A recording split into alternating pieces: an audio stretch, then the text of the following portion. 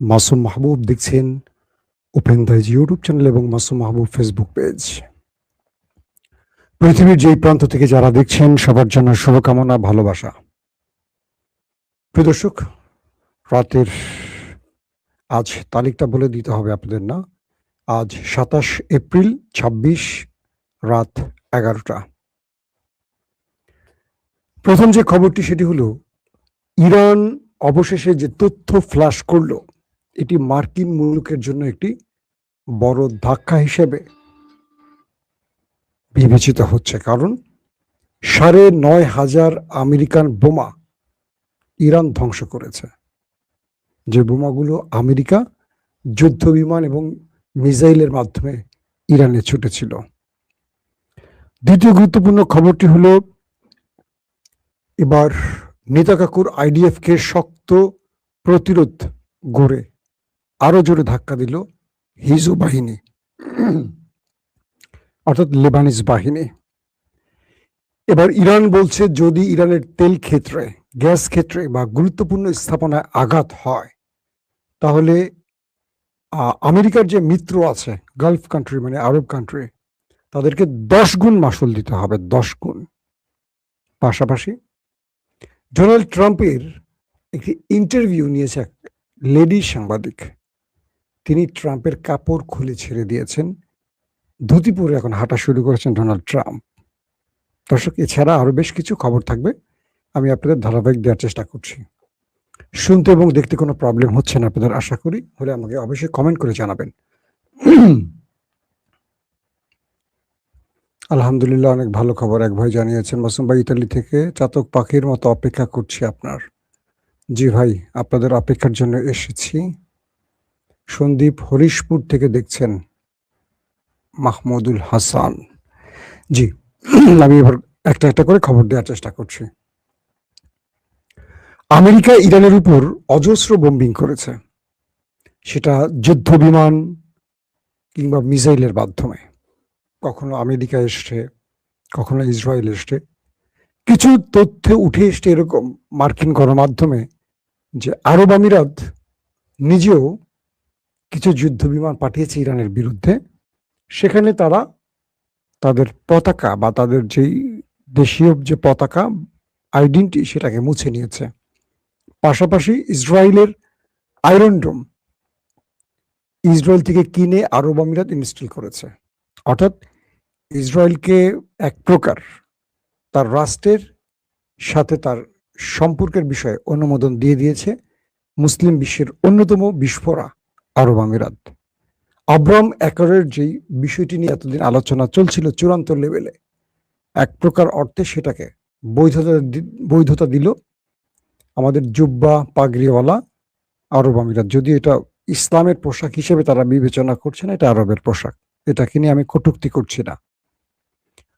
বলা হচ্ছে আরব আমিরাত তারা ইসরায়েল থেকে তাদের গর্বের আকাশ প্রতিরক্ষা সিস্টেম আয়রন ডোম কিনছে এবং চেষ্টা করবে ইরানের সাথে যে লড়াইটা হবে, ইরান ইসরায়েলে যে আক্রমণগুলো করবে আরব থেকে, আরব আমিরাত থেকে, সেগুলো ইন্টারসেপ্ট করতে হবে। কারণ ইরান থেকে সৌদি আরব, আরব আমিরাত, ইরাক কয়েকটি দেশ হয়ে ইসরায়েলে আক্রমণ করতে হয়।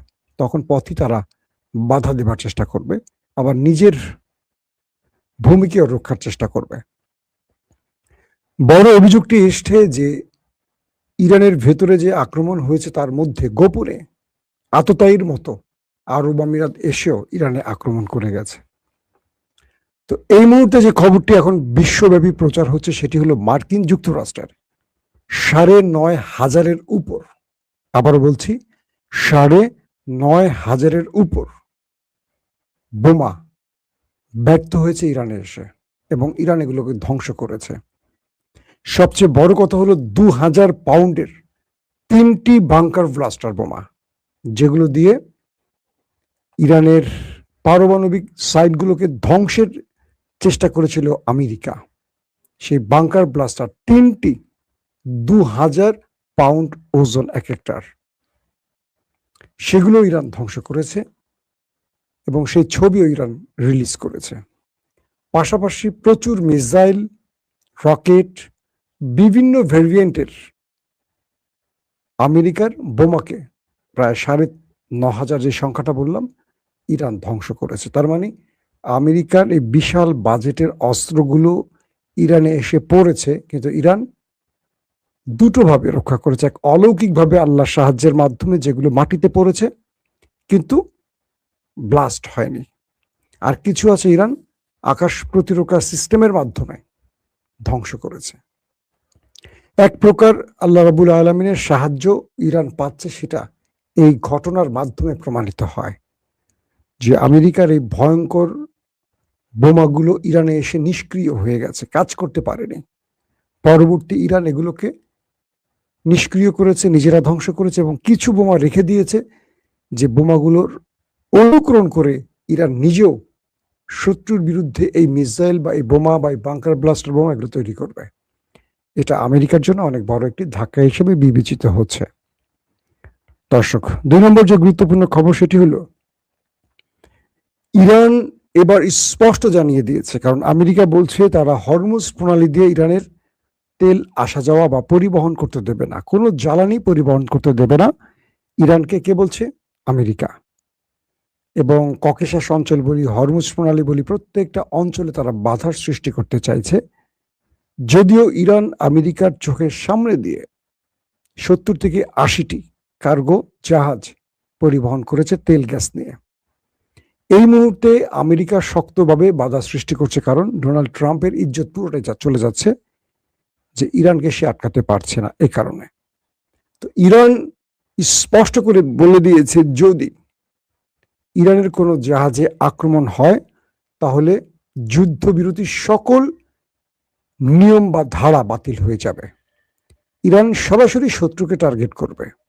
শুধু শত্রুকে টার্গেট নয়, ইরান তার মিত্র গালফ কান্ট্রি, যেখান থেকে আমেরিকা উড়ে এসে ইরানে আক্রমণ করবে, সেটা সৌদি আরব হোক, কাতার, কুয়েত হোক, জর্দান হোক, সেটা আরব আমিরাত হোক, বাহরাইন হোক, যেই দেশটি হবে, ইরানে যদি 1 গুণ হামলা হয় ইরান তাকে 7 গুণ না 10 গুণ প্রতি উত্তর দেবে। একদম স্পষ্ট করে বলছে। ইরান বলছে যে আমরা যা বলি তা করি, এটা পৃথিবী জানে।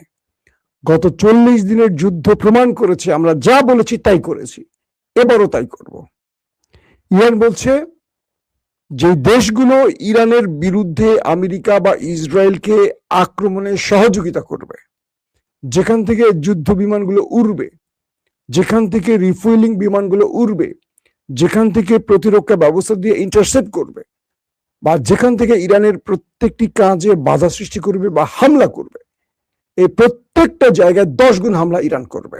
এবং ইরান বলছে আমরা শত্রুর তেল, গ্যাস, ওয়াটার রিফাইন যেগুলো আছে, যেখান থেকে পানি পরিশুদ্ধ করা হয়, গুরুত্বপূর্ণ আবাসন, সব টার্গেট করে লক করে দিয়েছি। অর্থাৎ আর আমরা শত্রুকে ছাড় দেব না। এতদিন শত্রুকে বুঝিয়েছি তুমি আমেরিকাকে থামাও, এজন্য আমরা সহনীয় পর্যায়ে শত্রুকে প্রত্যুত্তর দিয়েছি। আমরা আর সহনীয় পর্যায়ে প্রত্যুত্তর দেব না। আমরা শত্রুকে এবার এমন জবাব দিব যাতে করে আরবের দেশ বুঝবে তারা ইরানের সাথে শত্রুতা করে আর আমেরিকাকে বন্ধু বানিয়ে কত বড় মাসল দিতে হচ্ছে বা কত বড় ভুল করেছে। এই বিষয়টি ইরান স্পষ্ট জানিয়ে দিয়েছে। তার মানে ইরানের কোনো তেলকূপে হামলা হলে ইরান আরবের কোনো তেলকূপ বাকি রাখবে না, সবগুলোকে জ্বালিয়ে দেবে। এদিকে চীনের জাহাজ আটকানো বা চীনকে বাধা দেওয়ার কারণে চীনের পক্ষ থেকে আমেরিকাকে কড়া বার্তা পাঠানো হয়েছে। চীন স্পষ্ট করে বলেছে যে ইরান বা যে কোনো দেশের সঙ্গে চীনের সম্পর্ক স্বাভাবিক সম্পর্ক, কারণ আমেরিকা চাইলে যে কারোর সাথে সম্পর্ক যেমন করতে পারে, চীনের অধিকার আছে যে কারোর সাথে সম্পর্ক সৃষ্টি করা বা সেই সম্পর্ক বজায় রাখা। আমেরিকা তার কাজে বাধা দিয়ে বা তার জাহাজে বাধা দিয়ে যে কাজটি করছে, এটা আমেরিকা এই অঞ্চলে নতুন করে আরেকটি আগুন ছড়িয়ে দেওয়ার কাজ করছে। কে বলছে? এটা চীন। চীন বলছে আমরা আমেরিকাকে সতর্ক করে বলছি যে আপনারা এই বিষয়ে সতর্ক হন, আমাদের সাথে গায়ে পাড়া দিয়ে বা পায়ে পাড়া দিয়ে ঝগড়া করবেন না, এটা ঠিক হবে না। ইরানকে সামলাতে গিয়ে যদি আপনার এই অবস্থা হয়, আপনি চীনকে কিভাবে ঠেকাবেন? চীন একদম কড়া ভাষায় আমেরিকাকে ধোলা দিয়েছে। ইউরোপীয় ইউনিয়নের প্রধান তিনি আজকেই বলেছেন যে ইরানের উপর থেকে নিষেধাজ্ঞা তুলে নেওয়ার এখনই সময় আসেনি। কারণ ইরানের বিরুদ্ধে যে অভিযোগগুলো আছে, তারা নিজ দেশের জনগণের উপর অত্যাচার করে, জুলুম করে। এটা বন্ধ করতে হবে এবং ইউরোপীয় ইউনিয়ন এই বিষয়ে তদন্ত করে যদি ইরানের ব্যাপারে কোনো অভিযোগ না পায়, তারপর তারা ভাববে। যদি অভিযোগ আগের মতো থাকে, তাহলে তারা ইরানের উপর এখনই নিষেধাজ্ঞা প্রত্যাহার করবে না। অর্থাৎ ডোনাল্ড ট্রাম্পের বক্তব্যটি ইউরোপীয় ইউনিয়নের প্রধান এই লেডি প্রকাশ করেছেন। ইরান বলছে ইউরোপীয় ইউনিয়ন কি করবে সেটা আমাদের দেখার বিষয় না। ইউরোপের যে দেশগুলো আমেরিকার সাথে মিত্রতার বন্ধনে আবদ্ধ থাকবে, আমরা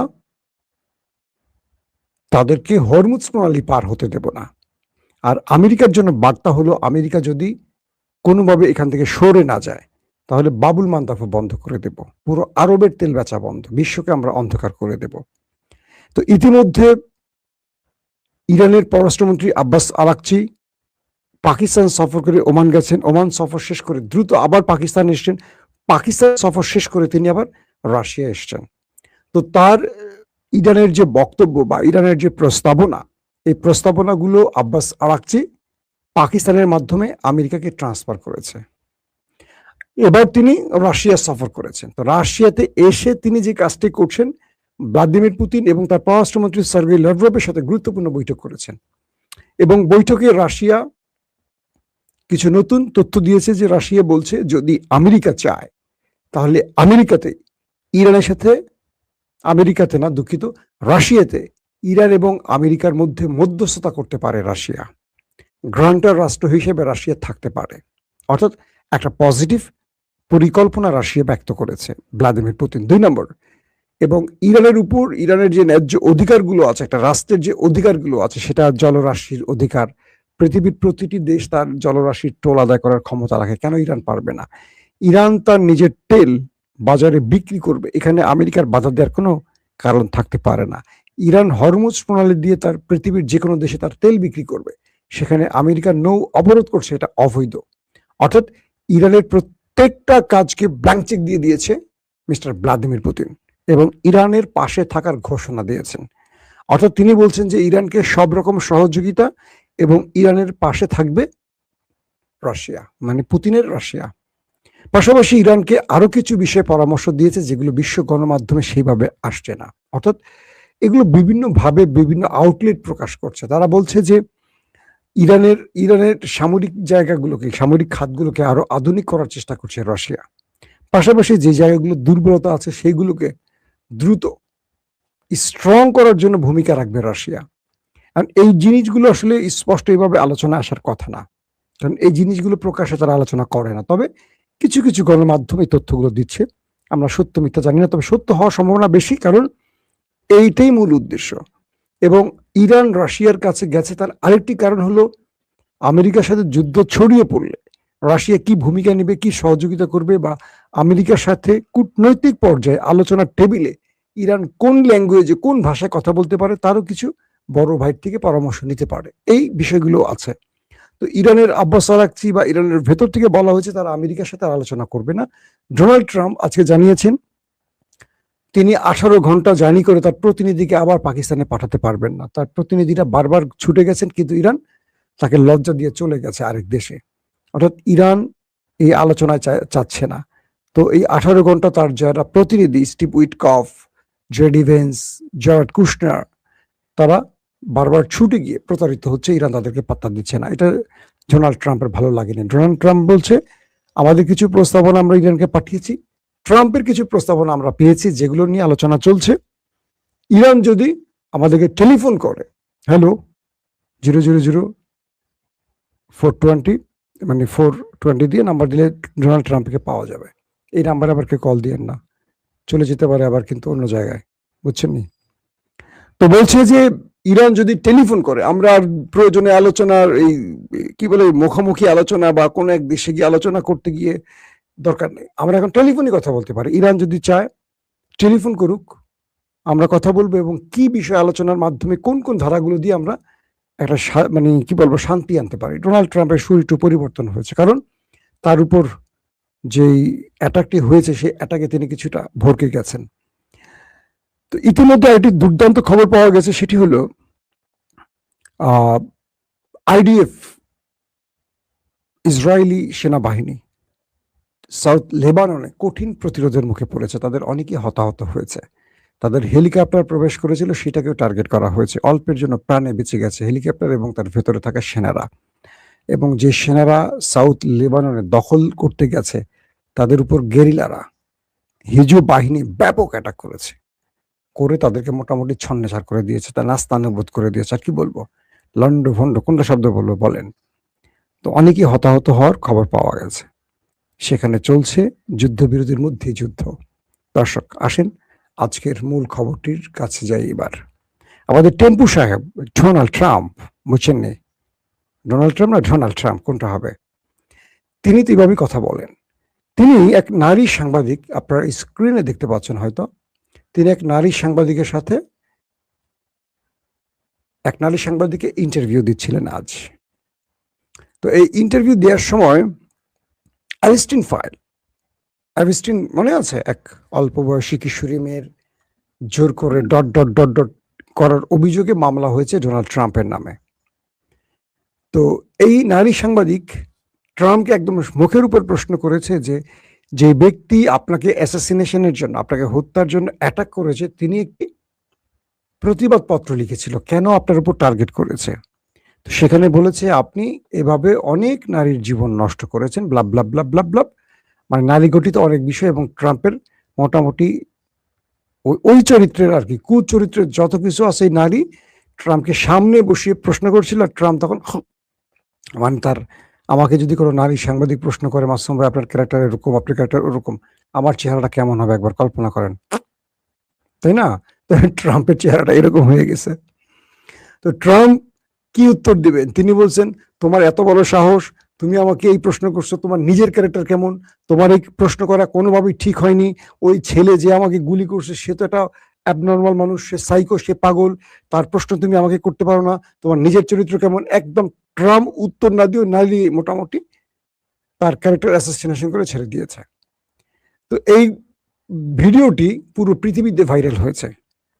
একজন প্রেসিডেন্টকে তার দেশের একজন সাংবাদিক এইভাবে প্রশ্ন করতে পারে, এটা আমরা কত 15-16 বছরে দেখেছি। শেখ হাসিনার আমল বা বর্তমান আমল আমরা দেখি আমাদের গণমাধ্যম প্রধানমন্ত্রীকে বা একজন মামুলি প্রতিমন্ত্রী উপমন্ত্রীকে কিভাবে তেল দেয়। কারণ একজন মন্ত্রী বা প্রধানমন্ত্রী বা প্রতিমন্ত্রী বা গতিমন্ত্রী বা সতিমন্ত্রী যারাই থাকেন, তাদেরকে একটা প্রশ্ন করলে তারা পরের দিন মাইন্ড করলে তার মিডিয়া বন্ধ করে দেবে, তার চাকরি চলে যাবে। অনেকের চাকরি চলে যাচ্ছে গণমাধ্যম থেকে। আওয়ামী লীগ আমলে যখন চাকরি চলে যেত, তখন বিএনপি নেতারা বলতো এটা অগণতান্ত্রিক, এটা ঠিক না, বাক স্বাধীনতার প্রয়োজন আছে, এটা গণতান্ত্রিকভাবে এটাকে সমাধান করতে হবে। তখন আওয়ামী লীগ শুনতো না, বিএনপি বলে যেত গণতান্ত্রিক। এখন অনেক টেলিভিশন থেকে অনেকে চাকরি গেছে, সময় টিভি না, এখন টিভি থেকে গেছে অনেকে, আমি চিনি, এটা নিয়ে আমি কথা বলি নাই যদিও। তো বাংলাদেশে এরকম সাহস কে করবে?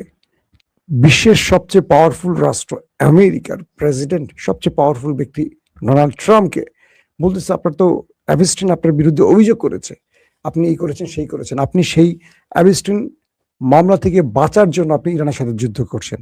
আর আপনার বন্ধু নেতানিয়াহু, তার বিরুদ্ধে অনেক মামলা চলমান রয়েছে, যেখান থেকে বাঁচার জন্য তিনি এই যুদ্ধ করছেন। ট্রাম্প উত্তর দেবেন কি, তার সাথে ঝগড়া শুরু করে দিচ্ছেন। তারপরও নারী গ্রেপ্তার হয়নি, গুম হয়নি, খুন হয়নি, ক্রসফায়ার হয়নি, তাকে তুলে নেয়নি ডিবি। বাংলাদেশে ডিবি যেমন তুলে নেয় সোশ্যাল মিডিয়ায় কথা বললে, আগেও নিত, এখনও নেওয়া শুরু করছে, এরকম তুলে নেয়নি।